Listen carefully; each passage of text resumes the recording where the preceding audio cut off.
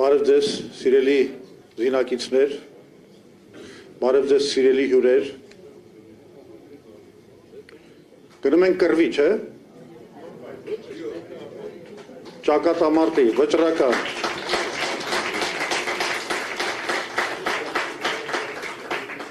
չեք մոռացել, չէ՞, մեր 88-ի կարգախոսը, պայքար, պայքար, մինչև վերջ։ Նախ ասեմ, որ շատ ոգևորված եմ այս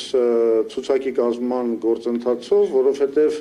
իսկապես իմ կարծիքով շատ մարտունակ եւ լավ ցուցակ է ստացվել, մրցունակ ընտրություններում, որովհետև ներկայացված թիմը, Հայ ազգային կոնգրեսի թիմը, դա գիտեք, ոնց որ միաձուլում լինի երիտասարդական ավյունի եւ քաղաքական եւ պրոֆեսիոնալ փորձառության։ Ունենք եւ ջահել եւ ահել։ Ունենք 88 թվականի բողով անցած վետերանների, ինչ ասեմ, համաստեղություններ ասեմ, թե կողորտա ասեմ, կողորտ։ Եվ ունենք ավելի երիտասարդական սերունդ, որը այդ նույն պայքարի ոգով անցավ եւ կոփվեց 2007 թվականից մինչեւ 2010 համաժողովրդական շարժման երկրորդ փուլի ժամանակ եւ հիմա ունենք մի նոր հոսք եւ ունենք շատ լավ նոր երիտասարդներ, որոնք ուղղակի չկարողացան ցուցակ մտնել մի պարզ պատճառով, որ իրենց տարիքը դեռ չի հասել օրենքով սահմանված, պահանջված սահմանին։ Բայց ես մտածում եմ, որ շուտով իրենք էլ կասեն իրենց խոսքը։ Ամեն դեպքում շատ մարտունակ, շատ մրցունակ ցուցակ է եւ ինձ համար իսկապես խորհրդանշական, շատ կարեւոր մի հանգամանք կա, որ մեր ցուցակում իր տեղն է զբաղեցրել Ղարաբաղ կոմիտեի անդամ Ալեքսան Հակոբյանը։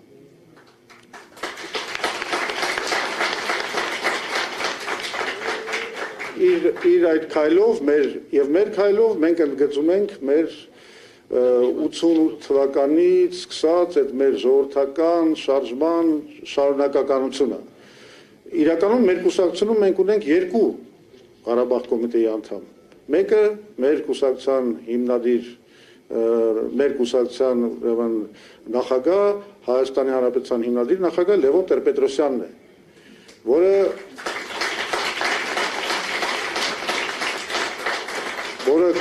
ղեկավարել է երկու շարժումները 88-ից մինչև 91 թիվը եւ նաեւ 2007-ից մինչև 2015 թվականները։ Ես վստահ եմ մենք ստեղծելու ենք նաեւ երրորդ ալիքը շարժման։ Այդ օրը գալու է։ Բայց խոսենք հիմա ուր ենք գնում, ինչ տեսլականով Հայաստանի, ինչ ենք ուզում անել։ Այս կապակցությամբ ես կուզեի ասել, որ մենք պետք է հասկանանք, որ մեր առաջ մենք ունենք մի քանի կարևոր խնդիր լուծելու, որը հենց դառնալու է մեր նախընտրական ծրագրի միջուկը։ Առաջին խնդիրը դա խաղաղության հաստատումն է։ Իսկապես խաղաղության, ինքնիշխան խաղաղության հաստատումը, որը այս իշխանությունների կողմից այսօրվա չի արվում եւ իրականում այն ինչ որ նրանց կողմից մատուցվում է որպես խաղաղություն, դա ընդհանրապես կեղծիք է, դրա մասին ավելի մանրամասն կխոսեմ։ Երկրորդ կարևոր խնդիրը, որ մեր ծրագիրը կառավարման Հայաստանի պետք է լուծի, դա այն է, որ Հայաստանում մենք թույլ չպիտանք հիբրիդային պատերազմ։ Դա ամենամեծ վտանգներից է այսօր կախված Հայաստանի վրա եւ այդ վտանգը կապված է նրա հետ, որ մենք ունենք այսօր թույլ իշխանություններ, որոնք խոցելի են, ըստ էության այլևս լեգիտիմ չեն իրենց բոլոր այս արարքներից հետո եւ իրենց իշխանությունը հենում են օտարածին օրակարգերի սպասարկման վրա։ Բայց մենք հիբրիդային պատերազմ թույլ չպիտի տանք ոչ արևմուտքի Ռուսաստանի միջև, ոչ էլ որևէ այլ գերտերությունների միջև Հայաստանը դա երկիր է, որտեղ ոչ ոք իրավունք չունի կռվել իր ազդեցության համար, կամ եթե կռվում է իր ազդեցության համար, կռվում է եւ մրցակցում է ներդրումներով, օգնություններով մեր հետ լավ հարաբերությունների հաստատմամբ։ Երրորդ խնդիրը, որ ըստ էության մենք պետք է լուծենք, դա այս փոթորկալից աշխարհում, որտեղ տեսնում եք ինչ պատերազմներ են կատարվում, ինչ մրցակցություններ էներգետիկայի շուկաների համար, նավթի, չգիտեմ, գազի եւ այլն, մեզ պետք է կայուն էներգետիկա եւ ամենամեծ մեր հարստություններից մեկի ջրային ռեսուրսների էֆեկտիվ կառավարում։ Չորրորդ խնդիրը, որ մենք պետք է լուծենք, դա տրանսպորտային ապաշրջափակման խնդիրն է։ Եկեք չմոռանանք, որ մենք 1990 թվականից, ես չեմ սխալվում, որ այս բանը ասում եմ, գտնվում ենք շրջափակման պայմաններում, որտեղ 90 թվականին առաջին անգամ, եթե հիշում եք, Ադրբեջանը փակեց ճանապարհները եւ երկաթուղին։ Այս ապաշրջափակման խնդիրը պետք է լուծվի եւ պետք է լուծվի մի շատ կարեւոր խնդիր, որ մենք հասանելիություն ստանանք Հնդկական օվկիանոսի նավահանգիստների ուղղությամբ մեկ երկրի միջոցով, որտեղ մեր հասանելիությունը անգամ եթե բոլոր խնդիրները կարգավորվեն Ադրբեջանի ու Թուրքիայի հետ, լինելու է երկու երկրի միջոցով, ինչը շատ լուրջ խնդիրներ է ստեղծելու մեր տնտեսական զարգացման համար։ Մեզ պետք է մեկ երկրի միջոցով ստանալ հասանելիություն դեպի Հնդկական օվկիանոսի նավահանգիստները, ինչպես Պարսից ծոցում, այնպես էլ Չաղոբարում։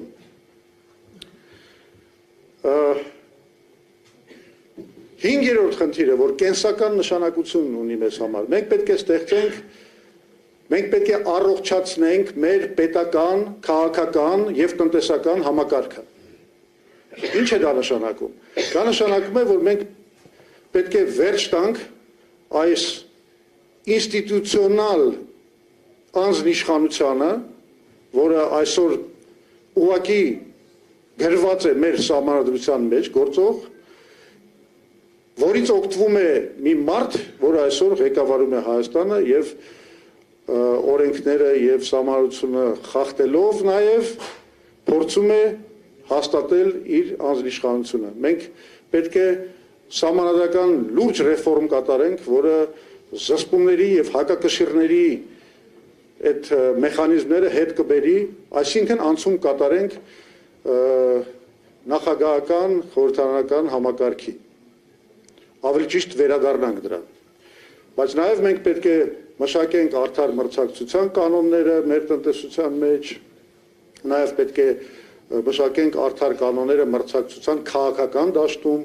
Այս ամեն ինչը մենք պետք է անենք, որ եթե մենք ուզում ենք Հայաստանը իսկապես լուրջ երկիր տեսնենք, բարգավաճող մեր ժողովրդի բոլոր ցանկություններին եւ նպատակներին ծառայող։ Վեցերորդը ու դա դառնալու է մեր առանցքային ծրագրային կետերից մեկը, դա տեխնոլոգիական հեղափոխությունն է, որը մենք անպայման պետք է անենք, որովհետեւ մենք ապրում ենք մի աշխարհում, որում տեխնոլոգիաները ամեն վայրկյան զարգանում են, փոխվում են եւ այն երկիրը, որը չի կարողանում ադապտացվել այդ տեմպին, չի կարողանում իր կրթությունը, գիտությունը, բանակը, չգիտեմ, ամբողջ պետության գործարկումը համապատասխանեցնել այդ տեխնոլոգիական թռիչքին, այդ երկիրը դատապարտված է։ Մենք հատուկ ծրագիր ունենք դրա կապակցությամբ եւ դա էլ ձեզ կներկայացնենք։ Եվ վերջապես այս խնդիրները ինչի համար են արվում, որ մենք ապահովենք մեր մարդկանց համար ավելի լավ կյանք, այսինքն այդ սոցիալական հարցերի լուծում։ Եվ եթե շատ պայմանականորեն բաժանենք մեր ժողովրդին, ասենք աշխատավոր մարդկանց, չգիտեմ,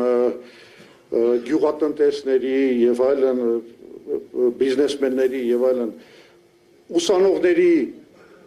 եւ թոշակառուների, ապա մենք բոլոր այդ կատեգորիաների համար կյանքը էապես պետք է բարելավենք։ Ուրեմն մենք եւ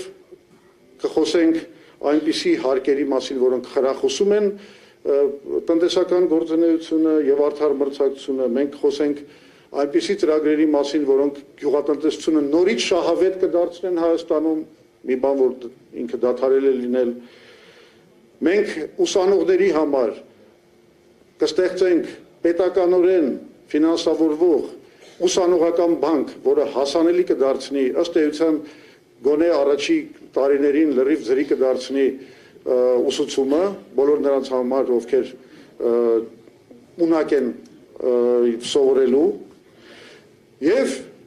թոշակառուների համար ես հենց հիմա հայտարարում եմ, սա չհամարեք պոպուլիստական քայլ, սա այն է, ինչ որ մենք հաշվարկել ենք եւ անելու ենք եւ նախաձեռնելու ենք մեր իշխանության գալու առաջին օրվանից սկսած։ Այսինքն մենք բարձրացրելու ենք, ասում եմ, առաջի քայլը, որ անելու ենք, դա նախաձեռնելու ենք գործընթաց, որով մենք բոլոր թոշակառուների այդ թոշակները կբարձրացնենք եւս 10,000 դրամով։ Եվ սա կդարձնենք, խոսքը միջին թոշակի մասին է, եւ սա կդարձնենք շարունակական process, որովհետեւ մենք պետք է փակենք այն խզումը, որ առաջացել է միջին աշխատավարձի աճի եւ միջին թոշակների միջև։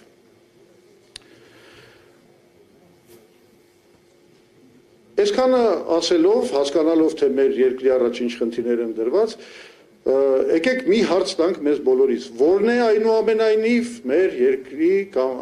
այս անցկացվելիք ընտրությունների, հունիսի 7-ին անցկացվելիք ընտրությունների գլխավոր հարցը։ Գիտեք, այս մի հարց է, որի պատասխանը մենք պետք է գտնենք, եթե ուզում ենք հաջողակ լինենք։ Եվ այսպես, իմ խորին համոզմամբ, եւ ես կարծում եմ շատերը ձեզանից կիսում են այդ տեսակետը, գլխավոր հարցը դա խաղաղության հաստատման հարցն է։ Մեր ժողովուրդը ուզում է խաղաղություն, անվտանգություն։ Եվ սա հասկանալով Հայաստանի ներկա իշխանությունները հայտարարել են խաղաղությունը իրենց գլխավոր կարգախոսը։ Եվ Նիկոլ Փաշինյանը պնդում է, որ ինքը Հայաստանին բերել է խաղաղություն։ Հիմա եկեք քննարկենք որն են այն փաստարկները, որով նա հիմնավորում է իր այս ասածը։ Իրականում Նիկոլ Փաշինյանը բերում է 4 փաստարկ։ Փաստարկ առաջին. 1.5 տարի չեն կրակում, ոչ ոք չի զոհվում, կարող ենք վայելել խաղաղությունը։ Երկրորդ փաստարկը. Սահմանազատման հանձնաժողովի մասին արձանագրությունը, որը հղում է կատարում 1991 թվականի Ալմա-Աթայի հռչակագրի վրա։ Այսինքն իբր այդ սահմանազատման մասին այդ արձանագրությունը ըստ էության լուծում է սահմանազատման հարցը Հայաստանի ու Ադրբեջանի միջև 91 թվականի սահմաններով։ Երրորդ նրա փաստարկն է խաղաղության պայմանագրի նախաստորագրումը։ Չորրորդը այն է, որ ըստ TRIP-ի, այսպես կոչված 2025 թվականի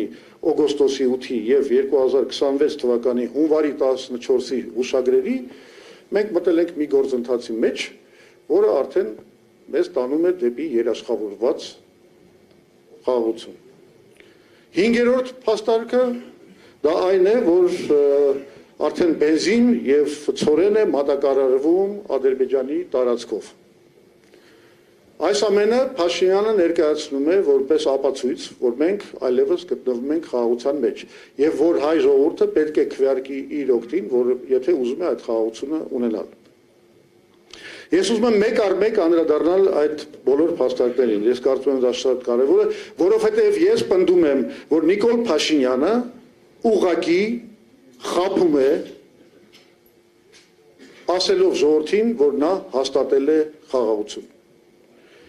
Ուրեմն առաջի փաստարկին անդրադառնամ, որ 1.5 տարիա չեն կրակում, ոչ ոք չի զոհվում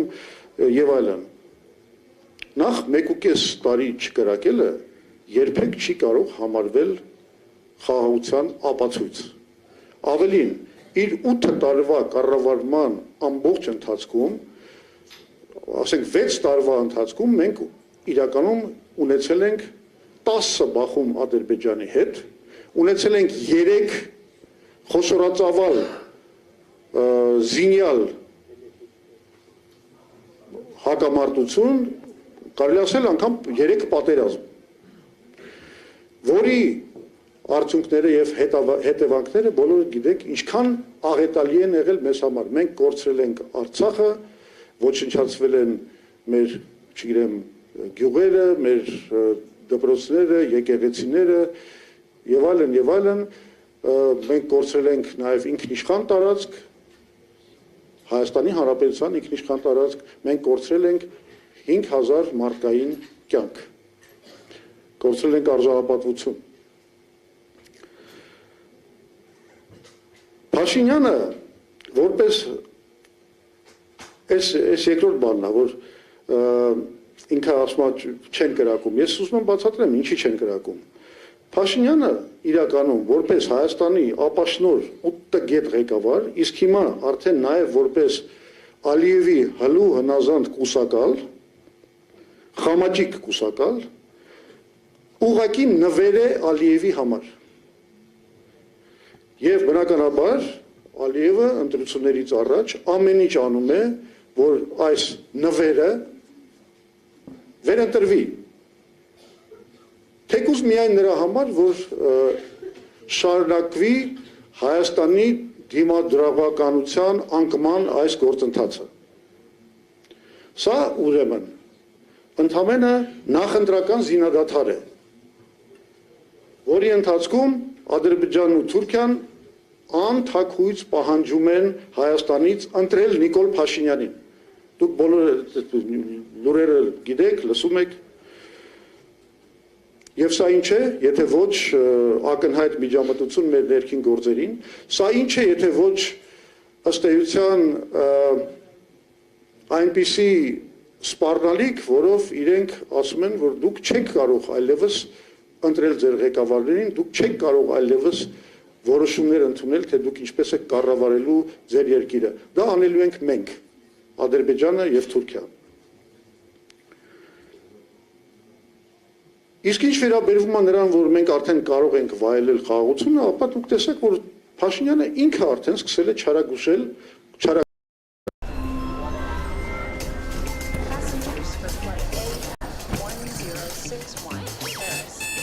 Ասեք խնդրում եմ, պայուսակը պարունակությունը հանեք։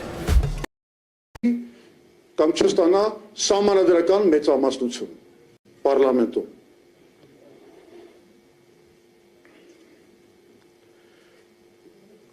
Հիմա անցնեմ երկրորդ փաստարկին, այդ սահմանազատման հանձնաժողովի մասին այդ երկուստեք վավերացված արձանագրությունը։ Ուրեմն նախ մենք բոլորս տեսանք, որ սահմանազատում եղավ մենակ Տավուշում, ընդ որում մենք վերադարձրեցինք մեր վերահսկողության տակ գտնվող 3 գյուղը, ըստ էության մենք վերադարձրեցինք ռազմական նշանակություն ունեցող, այսինքն ստրատեգիական բարձունքներ, թույլատրեցինք մեր պաշտպանունակությունը եւ դրա վրա սահմանազատման գործընթացը կանգնել է, որովհետեւ մյուս տեղերում Ադրբեջանի համար շահավետ չի սահմանազատում անելը, այլևս։ Այսինքն ոչ մի առաջընթաց այսքան ժամանակ այդ սահմանազատման գործում էլ չկա։ Սա էլ է մի մեծ բլեֆ։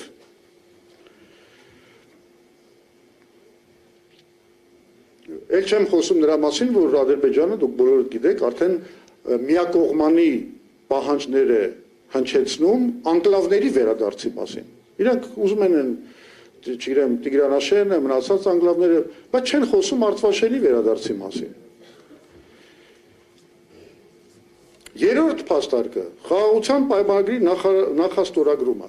Նախ արդեն այն հանգամանքը, որ մենք ընդամենը այդքան զիջումների գնալով, ըստ էության բավարարելով Ադրբեջանի բոլոր պահանջները խաղաղության պայմանագրի տեքստի վերաբերյալ ունենք ընդամենը նախաստորագրում, սա նշանակում է արդեն, որ խաղաղությունը չի ստորագրված չի։ Իսկ երբ որ ասում են, որ մենք արդեն ունենք խաղաղություն, դա մեծ բլեֆ է, խաղաղությունը ստորագրված չի։ Ադրբեջանը բաց է պահում պատերազմի դուռը իր համար։ Եվ չորրորդը թրիփի վերաբերյալ այս փաստարկները։ Սկսենք նրանից, որ դրանք ընդամենը հուշագրեր են եւ իրավական ոչ մի ուժ չունեն, քանի որ այդ բոլոր հուշագրերում գրված է շատ հստակ, որ այդ հուշագրերը ստորագրող երկրները չունեն որևէ պարտավորություն վերցրած իրենց վրա, սրանով։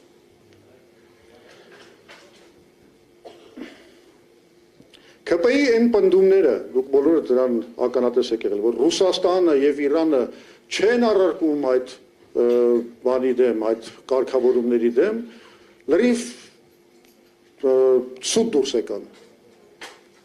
Հիմա տեսնում եք, ինչ տեղի ունեցավ Իրանի դեմ ամերիկա-իսրայելական այդ պատերազմի հետևանքներով, Իրանը հաստատեց իր թրիփի իրականացումը, ես կարծում եմ այլևս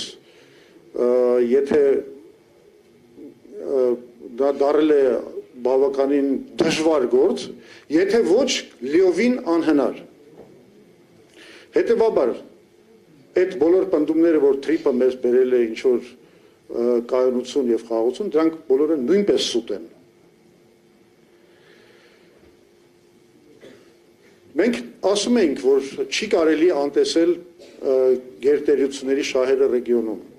Մենք դրա մասին միշտ ասել ենք, մեզ ասում են, չէ, խնդիր չկա եւ այլն։ Բայց հիմա պարզվում է, որ այդ այնտեղ մենք նստած ենք մի աշխարհաքաղաքական ռումբի վրա, որովհետեւ եթե կան գերտերություններ, ում շահերը որ այդ խաղաղությունը չի կրում կայուն բնույթ եւ ամեն րոպե կարող է պայթել։ Բենզինի եւ ցորենի մատակարարումները Ադրբեջանի տարածքով։ Լսեք, հենց այն հանգամանքը, որ այդ մատակարարումները բարի ժեստ են այսպես կոչված Ալիևի կողմից, նշանակում է, որ ոչ մի ինստիտուցիոնալ շրջապակում չկա, ամեն ինչ կախված է Ադրբեջանի կամքից, ընդամենը, այսինքն բլոկադայի վերացում չկա, եւ հիմա էլ Ադրբեջանը եւ Թուրքիան շարունակում են իրագործել բլոկադա շրջապակում Հայաստանի դեմ, ինչը բոլորս գիտենք իրականում պատերազմական գործողություն է, բլոկադան պատերազմական գործողություն է։ Էլ չեմ խոսում մեր ռազմագերիների մասին եւ Արցախի ղեկավարության մասին, որ այսօր պահվում է Բաքվի բանտերում եւ խոստանգվում է։ Էլ չեմ խոսում այն մասին, որ Ադրբեջանում շարունակվում է հայատյաց համակարգային պետական քարոզչությունը, որը վկայում է, որ Ադրբեջանը բացարձակապես դեռ իր համար չի որոշել գնալ խաղաղության Հայաստանի հետ։ Հիմա հարց է ծագում, ընդհանրապես մենք Նիկոլ Փաշինյանին հավատալու որևէ հիմք ունենք, թե չէ։ Ես հիմա ավելի կոշտ կասեմ։ Մենք իդեմս Նիկոլ Փաշինյանի ունենք գործ մի հրեշավոր խաբեբայի հետ, որի հենց խաբեբայությունը, հենց սեփական ժողովրդին մշտապես խաբելու այդ քաղաքականությունը բերել է աղետալի հետևանքների։ Իրականությունը հետևյալն է. Փաշինյանը խաբում է եւ այն մասին, որ հաստատված է խաղաղություն, եւ այն մասին, որ իր չընտրվելու կամ սահմանադրական մեծամասնություն չստանալու դեպքում լինելու է աղետալի պատերազմ։ Երկու հարցում էլ նա մեզ խաբում է։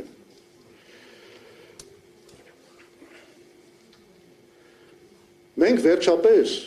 ես հիմա դիմում եմ մեր ժողովրդին, մեր հանրությանը, մենք վերջապես, մեր ամբողջ ժողովուրդը պետք է ամենայն պարզությամբ գիտակցի, որ մենք գործ ունենք մի հրեշավոր խաբեբայի հետ, որը պատրաստ է ցանկացած ստորության ու մանիպուլյացիայի հանրությանը մոլորեցնելու եւ ապատեղեկացնելու սեփական իշխանությունը պահելու նպատակով։ Նա խաբում էր թրիփի մասին հերքելով, հիշում եք, 99 տարով ամերիկյան կառավարության փայատիրությամբ ընկերությանը գերակշիռ փայատիրությամբ հանձնելու տեղեկությունները, որ մենք ասում էինք, հերքում էին, հետո դա հաստատվեց 2026 թվականի հունվարի 14-ի հուշագրով։ Խաբում էր նոյեմբերի 9-ի հայտարարությամբ նախատեսված Մեղրի ճանապարհի տրամադրելու պարտավորությունների չկատարման մասին, ինչի հետևանքն եղավ Արցախի կորուստը, ու արդեն փակված պատմություն է։ Խաբում էր 2021 թվականին, երբ որ հիշում եք ընտրությունների ժամանակ հայտարարել էր, որ մենք այլևս ապրում ենք խաղաղության նստաշրջանում, խաղաղության դարաշրջանում։ Այս մոռանում ենք, ինքը մեզ արդեն մի անգամ բերել է խաղաղության դարաշրջան։ Այս ինչ է, խաղաղության դարաշրջան համար 2-ն է։ Ու մենք դրա պետք է հավատանք։ Իսկ 21 թվին նաև պետք է հավատայինք նրան, որ ՔՊ-ի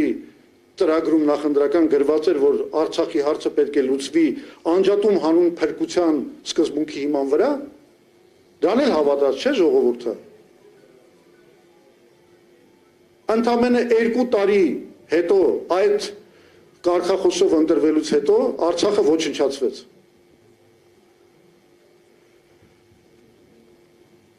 Խաբում էր, երբ ներկայացնում էր խաղաղ կարգավորումից հրաժարվելու պատճառները։ Հələ հիշեք, սկզբից ասում էր, դե չենք կարա գնանք կարգավորման, որովհետև Լեռնային Ղարաբաղի վերջնական կարգավիճակի լուծումները մեզ չեն բավարարում։ Հետո փոխվեց նարատիվը, այսպես կոչված, իրենց սիրելի բառն է։ Բա հողերը տայինք, որ ասային դավաճանենք։ Հիմա մի նոր բանի են անցել խաբեության, ասում են չգնացին կարգավորման, որ պաշտպանենք մեր անկախությունը եւ հաշտություն հաստատենք Ադրբեջանի հետ, երկխոսություն Թուրքիայի հետ։ Այս բառերը ես չեմ հնարել։ Այս բառերը ինքը ասել է անցյալ տարի օգոստոսի 23-ին անկախության հռչակագրի վերաբերյալ իր ելույթի մեջ, գրավոր ելույթի մեջ։ Եվ վերջապես ամենակարևորը, որը նա փորձում է թաքցնել ամեն գնով, դա 2019 թվականի պլանի մերժումն է եւ ոչ միայն մերժումը, այլ նաեւ թաքցրումը, նա թաքցրել է այդ պլանը սեփական ժողովրդից։ 2019-20 թվականներին Նիկոլ Փաշինյանը ասում էր, որ ոչ մի պլան չկա սեղանի վրա։ Իրականությունը հետևյալն է, այդ պլանի մասին իմացել է Նիկոլ Փաշինյանը եւ Զորաբ Մնացականյանը, եւ նրանք թաքցրել են այդ պլանը սեփական ժողովրդից։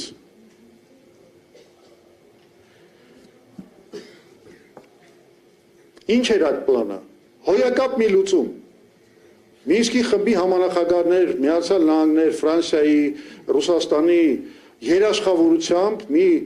խաղաղություն, որի համար մենք ընդամենը պետք է վերադարձնենք 5 շրջան, պահպանելով հայկական վերահսկողությունը ամբողջ Լեռնային Ղարաբաղի ինքնավար մարզի տարածքի նկատմամբ, դրան էլ գումարած ամբողջ Քելբաջարի եւ Լաչինի շրջանների նկատմամբ։ Սրանից լավ պլան էին ուզում, խաղաղություն էինք հաստատում։ Եվ ձեզ ասեմ, միակ քաղաքական ուժը, որ կարող է այս պրետենզիան ներկայացնի Նիկոլ Փաշինյանին, դա Հայ ազգային կոնգրեսն է, որտեղ մնացած բոլոր ուժերը նույնպես մերժել են այդ պլանը։ Իսկ մենք ասում ենք, որ սա լուծում է։ Իսկ ինչ արեց Նիկոլ Փաշինյանը։ Նիկոլ Փաշինյանը, ասում եմ, թաքցրեց այդ պլանը։ Դա իր ամենամեծ ոճրագործությունն է, թե ուզում եք իմանալ։ Պատմության առաջ կատարված իր ամենամեծ հանցագործությունը հայ ժողովրդի նկատմամբ։ Ինքը մերժեց դա, հասկանալով թե չհասկանալով, դա կարևոր էլ չի արդեն, կամ մի օր կպարզի քննությունը, բայց ինքը մերժեց դա, որի հետևանքը շատ պարզ էր։ Միջև իր մերժումը եւ Ռուսաստանը, եւ Միացյալ Նահանգները, եւ Ֆրանսիան, որոնք միջնորդներն էին եւ ինչ որ իմաստով երաշխավորներն էին զինադադարի, այլևս այդ ֆունկցիան չէին կարող կատարել, որտեվ Փաշինյանը մերժեց այն մեխանիզմը, որով զինադադարը պահվում էր։ Հիմա պարզվում է, որ ինքը դա արել է գիտակցաբար։ Հիմա արդեն տենց են ասում, ամբողջ պրոպագանդան ասում մենք գիտակցաբար ենք արել։ Ինչ է սա նշանակում։ Սա նշանակում է մի բան։ Նիկոլ Փաշինյանը այսօր խոստովանում է, որ ինքը զոհաբերել է Արցախը հանուն իբր ինքնիշխանության եւ անկախության։ Բայց մենք հո գիտենք, որ Արցախը զոհաբերված է, բայց ոչ ինքնիշխանություն ենք ձեռք բերել, ոչ էլ ինչ որ անկախություն։ Անկախությունը, եթե ինքը չգիտի, մենք ձեռք ենք բերել 91 թվականին։ Իսկ ինքնիշխանությունը երբեք այսպես խարխլված չի եղել, քան Նիկոլ Փաշինյանի օրոք։ Նիկոլ Փաշինյանը մի անգամ է մենակ ճիշտ բան ասել, հեսա ցիտեմ, ինձ հետ կհամաձայնվեք։ Սա ցիտատ է, մեջ բերում է Նիկոլ Փաշինյանից։ Հանձնելով խոսքը այդ հողերի մասին է, այդ 5 շրջանի մասին։ Հանձնելով գուցե կփրկեի հազարավոր կյանքեր, իսկ չհանձնելով փաստորեն հազարավոր զոհերի հանգեցրած որոշումների հեղինակ դարձա։ Սա հազվագյուտ պահերից է, երբ որ ինքը ինքնախոստովանության մի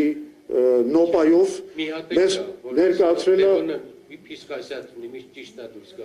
միգուցե, այո։ Հադե մեկ ստացվում է իր մոտ ճշմարտություն ասելը։ Բայց այդ նոպաներից հետո նորից շարունակում է ստելը։ Իսկ ճշմարտությունը հետևյալն է։ Նիկոլը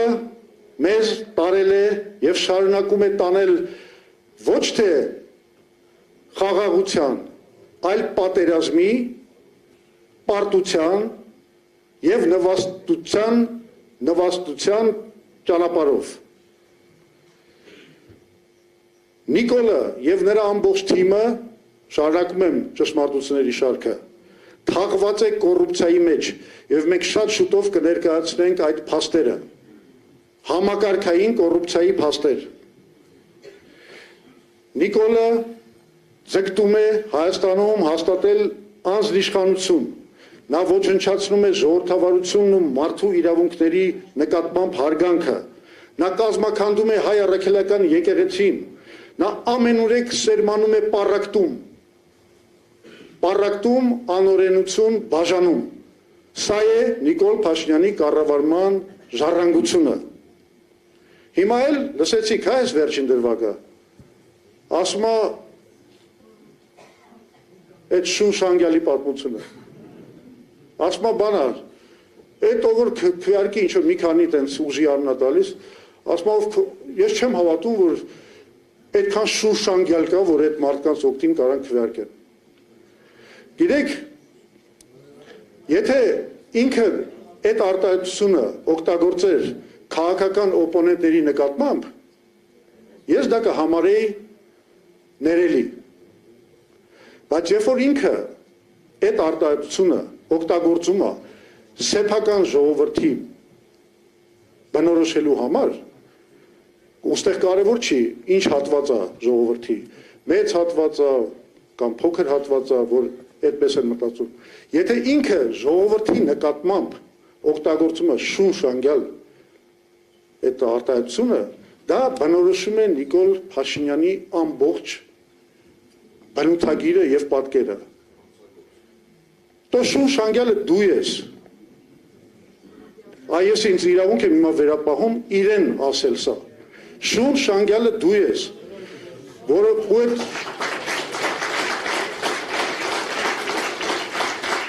շունշանգյալը քո ամբողջ թիմն է եւ մեղք է այս ժողովուրդը, որ ձեռն է անգել այդ արկածախնդիր տգետ ապաշնոր շունշանգյալի ձեռը։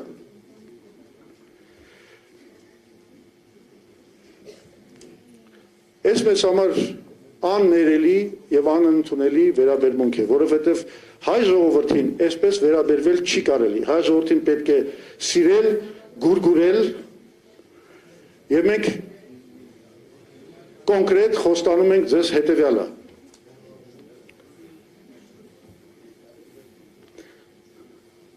Սա արդեն համարեք իմ ելույթի վերջը, ես ուղղակի ուզում եմ ասել, թե մենք ինչ ճակատամարտի ենք գնում ու ինչի ենք գնում այդ ճակատամարտի։ Որովհետև Հայաստանին պետք է նոր առաջնորդող ուժ։ որը հենվելով իրատեսության եւ ռազմավարական հաշվարկի վրա կապահովի Հայաստանի անվտանգությունը, որը մշտապես եղել է ինքնիշխան խաղաղության կողմնակիցը եւ միակը,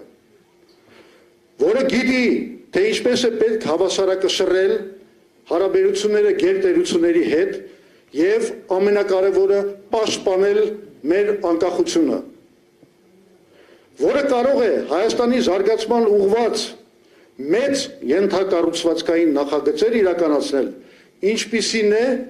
մեր ծրագրի մեխը Հայաստանը Իրանին կապող երկաթուղու կառուցումը եւ հյուսիս-հարավ ավտոճանապարհի վերջնական ավարտը։ Hello, What's your name? I name it Laura. Do you mean my name is Laura? Yes, perdón. Where are you from? I'm from Spain. Do you mean I am Ծառայի բոլորին դա կոչվում է ներառական տնտեսություն, որն ի վիճակի է իրականացնել տեխնոլոգիական հեղափոխություն եւ Հայաստանը դարձնել գիտատեխնիկական առաջընթացի առաջատար, որը կապահովի հարգանքը մարդու իրավունքների նկատմամբ, սեփական ժողովրդի նկատմամբ, կվերականգնի հանրային համերաշխությունը, կապահովի օրենքի եւ սահմանադրության գերակայությունը, կպաշտպանի հայ առաքելական սուրբ եկեղեցու իրավունքներն ու դերակատարությունը, որը կպաշտպանի Հայաստանի անկախությունն ու նրա հիմքերը, ես նկատի ունեմ նաեւ անկախության հռչակագիրը եւ մեր պատմամ մշակութային ինքնությունը։ Ես ձեզ շատ շնորհակալ եմ, որ դուք համբերություն ունեցաք լսելու իմ ելույթը, բոլորիս մաղթում եմ ընթացք դեպի հաղթանակ։ Շնորհակալություն։ Եվ ի գործ։